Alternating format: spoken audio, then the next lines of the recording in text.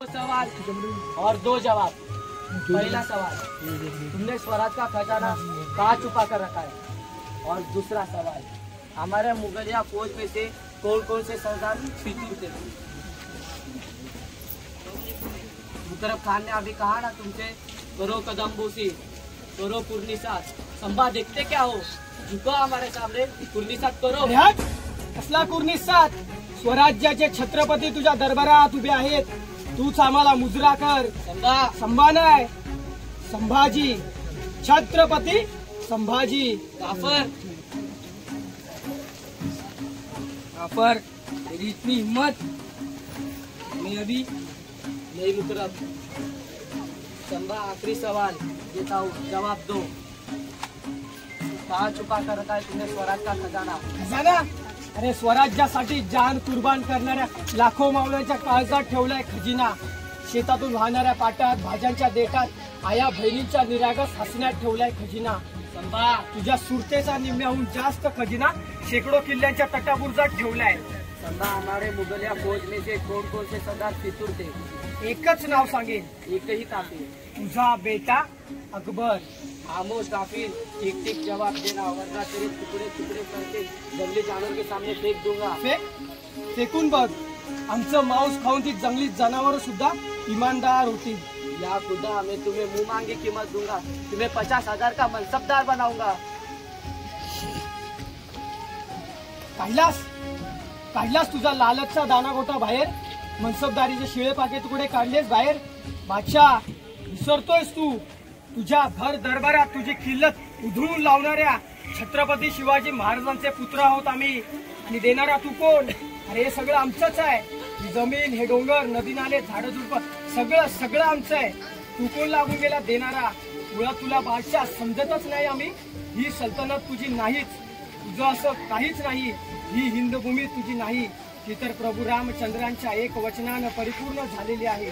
भगवान श्रीकृष्णाच्या मोर पिसानं रंगली आहे, गंगा माईच्या पाण्यानं ती पवित्र झाली आहे, शिवशंकराच्या डमरूनं ती रोमांचित झाली आहे, यज्ञाच्या डमरूनं ती गंधयुक्त झाली आहे, करुणा आणि अहिंसेने तिला पुष्ट बनवलंय आणि संतांनी तिला अभंग केलाय।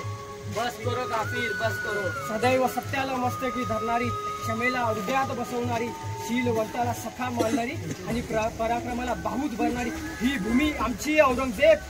आणि तू तिचे तुकडे करून मनसबदारी म्हणून आमच्या समोर टाकतोस आणि आम्ही ते उचलावेस असं समजतोस?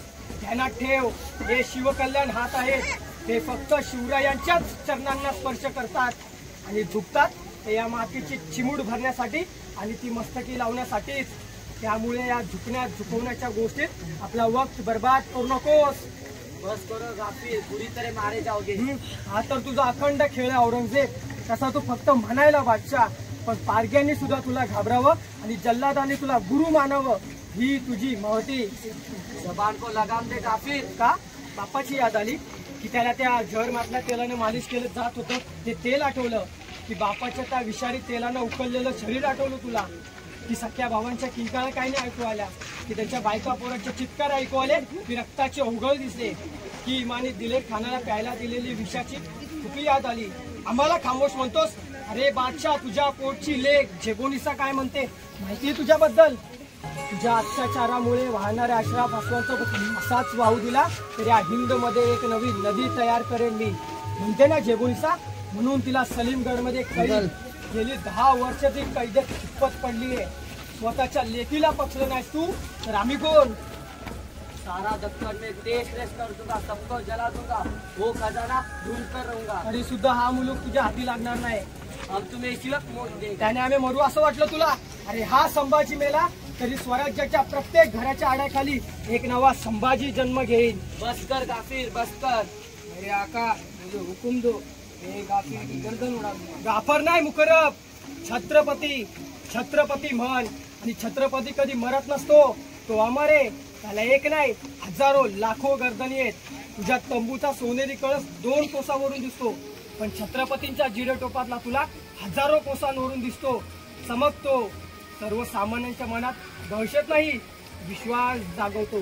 छत्रपतींना कुणी मारू शकत नाही, छत्रपतींचे कुणी हाल करू शकत नाही, कारण छत्रपती माणूस नाहीच, छत्रपती एक विचार आहे, विचार। जो विचार या स्वराज्याच्या मातीच्या कणाकणात भरून उरलाय आणि तो चिरंजीव आहे. त्याला अग्नी जाळू शकत नाही, खवळलेला दर्या बुडवू शकत नाही, मृत्यू त्याला घाबरू शकत नाही. उलट मृत्यूच त्याच्यासमोर नतमस्तक होतो, निघून जातो. असाही होगा औरंगजेब. तू बघत राहा, तू खाल्लेले मनोरे कबुतरे खुचे होतील आणि देवालयाचे कळस उंच होतील. तुझा चांदशील होऊन तुझ्या फडफडत्या ध्वजात थापा टाकेल. स्वराज्याचा सूर्य सुवर्ण रसानं संपूर्ण महाराष्ट्र उजळून टाकेल. ऐसा हरगिज नाही होता पहाडी चुहे. रे पहाडी चुवा म्हणत म्हणत तू अख्खी जिंदगी वाया घालवलीस. पण तोच पहाडी चुवा, तोच उंदीर सुवाच्या आळ्यातून बोट फिरवेल. ज्यांना तू किन्ना साळुंक्या म्हणतोस त्या बहिणी ससऱ्याचा फरशा पाटील. बघत राहा. इतनी हिम्मत हम आलमगीर. लाख स्वतःला आलमगीर म्हणून घे. बादशाहीन शहनशाह आलमपणा वाटेल ते म्हणून घे. पण साधं माणूस मानायला सुद्धा कोणी तयार नाही रे. तू मक्कार धुकेबाज आहेस म्हणून एका बेसावत क्षणी आम्हाला पकडलंस. तुझ्यात हिंमत नाही रे औरंगजेब. ती हिंमत कधीच नव्हती तुझ्यात. खामोश. ये गाफर पागल हो गया है. पागल? अरे तुझ्यात तरी कुठं शानपणा आहे. तो असता तर स्वतःची अशी बरबादी करून घेतलीच नसती. संभाजी. संभाजी नाही, छत्रपती संभाजी राजे म्हणायचं. इतनी हिम्मत यहाँ पर गिरफ्तार होने के बावजूद. गिरफ्तार तर तू झालायस. आता या सह्याद्रीतून बाहेर पडून दाखव. हम जाएंगे जरूर, मगर तुम्हें मारने के बाद. आम्हाला मारशील, सहज मारशील, पण तुला तुझी खणलेली कबर दिसत नाहीये. आमचे मावळे तुला याच मातीत गाडल्याशिवाय राहणार नाही. संभाजी. औरंगजेब. ये गाफर को ले जाओ हमारे नजर के सामने से. ले चलो रे. सोड रे, चलो. सोड. तमीज रखी आणि जाए. तुम्हाला काय तमीज? एका छत्रपतीची दिंड काढता, त्याला उंटावर बसवता, तख्ता फुलं चढवता. ही तमीज आहे की चेष्टा? ही चेष्टा तुम्हाला मातीमोल करेल. तुझ्या 5 लाख फौजेसह तुला मातीमोल करेल. तुझा ध्यास घेईल. तकलिया.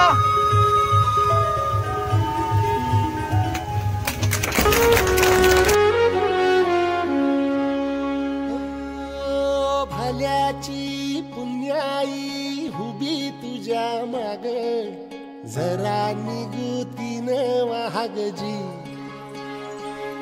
अरे ढळून इमान लागून ये डाग, दिल्यास बुदाला जहागजी. या सळसळत्या वादळाला उधार, गालक लख त्या वाळाचं चांदण गाल. या रविरन त्या उन्हानचे कवल भान, हे कोसळत्या पावसाची अनादी ताल. परिशुद्ध निरामळ सत्वाचा परिमळ, या अरूपाचं डोळा शांत दिसू दे.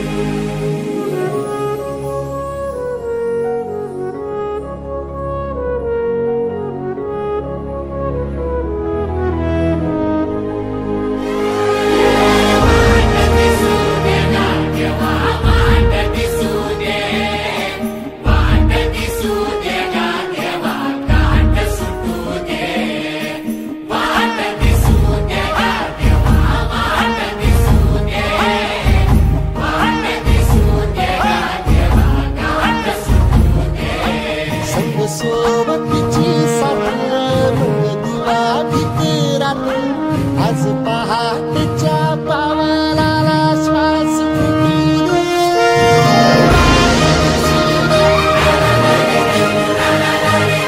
देवाला हात दिसू दे. देवाला हात दिसू दे. देवाला हात दिसू दे.